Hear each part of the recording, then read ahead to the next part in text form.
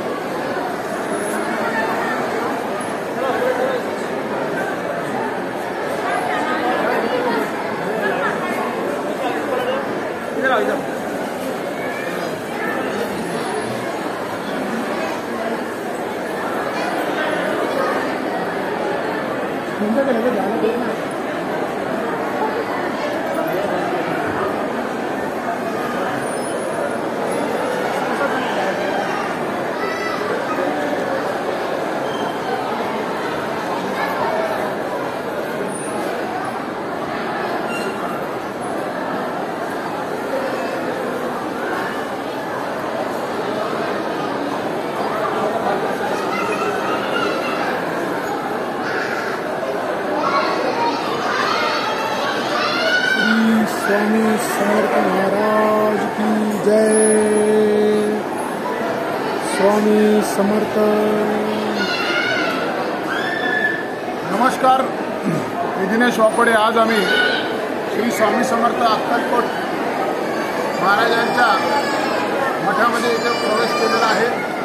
स्वामींचा जे काही तुम्ही पाहत आहे ते आमच्या मागे पाहायला दिसत आहे आणि स्वामींचं मंदिर आपल्या मागेच आहे. आणि आता अप्रतिम नजारा दिसतोय तुम्हाला. भरपूर भक्तजन इकडे स्वामींच्या दर्शनासाठी आलेले आहेत. तुम्ही बघू शकता. आता तरी गर्दी कमी आहे.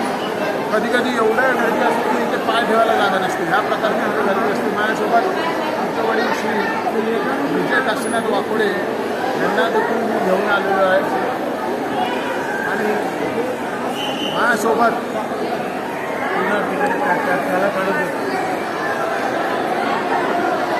श्री विशाल दादा वाकोडे आहे.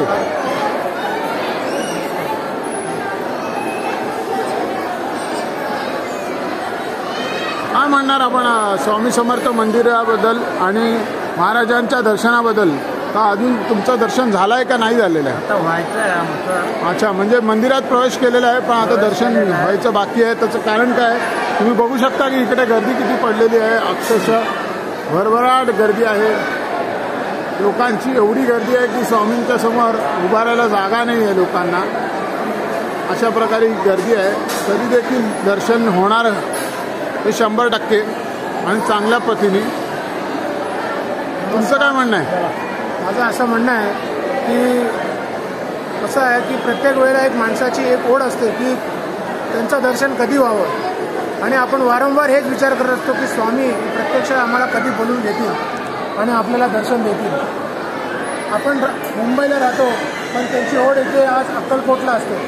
आणि आज आपण तिथे बघतोय की असा विचार करून चाललो होतो की कधी आम्ही भेटू आणि कधी दर्शन घेऊ.